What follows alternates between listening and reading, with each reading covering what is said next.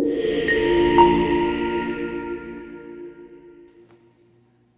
morning. Today I want to read out of Ephesians. I'm going to go with chapter 4 and I'm going to do verses 17 through 32.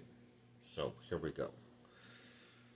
So this I say and affirm together with the Lord, that you walk no longer just as the Gentiles also walk, in the futility of their mind, being darkened in their misunderstanding, excluded from the life of God because of the ignorance that is in them, because of the hardness of their heart. And they, having become callous, have given themselves over to sensuality, for the practice of every kind of impurity with greediness. But you did not learn Christ in this way, if indeed you have heard him and have been taught in him, just as truth is in Jesus, that in reference to your former manner of life you lay aside the old self, which is being corrupted in accordance with the lusts of deceit, and that you be renewed in the spirit of your mind, and put on a new self, which in the likeness of God has been created in righteousness and holiness of the truth. Therefore, laying aside falsehood, speak truth, each one of you with his neighbor, for we are members of one another. Be angry, and yet do not sin. Do not let the sun go down on your anger, and do not give the devil an opportunity. He who steals must steal no longer, but rather he must labor, performing with his own hands what is good, so that he will have something to share with one who has need.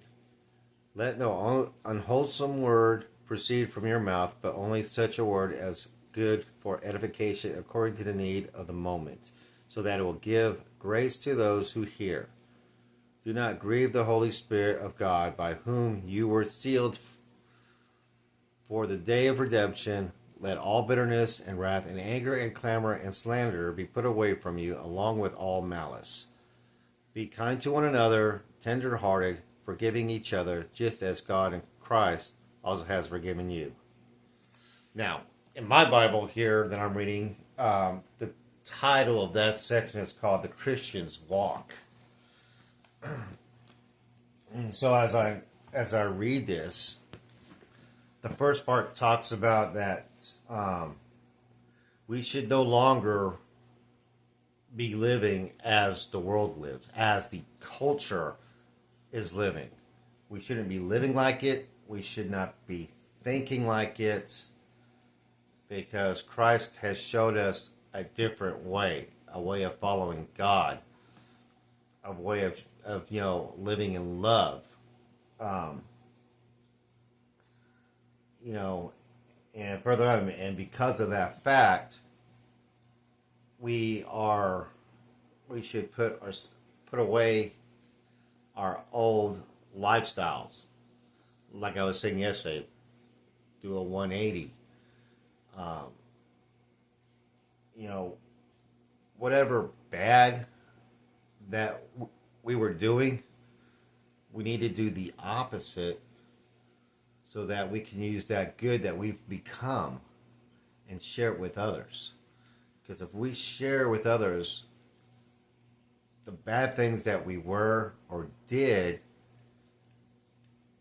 and tell people how Christ changed that in us and for us, that's how we reach those who are lost. Because our past deeds, our past sins, our past situations, whatever they may be,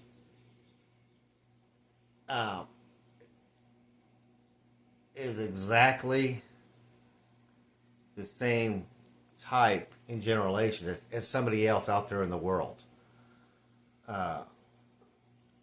Detailed specifics are not going to be the same, but the whole general situation, concept, whatever, will be just like if somebody else is in.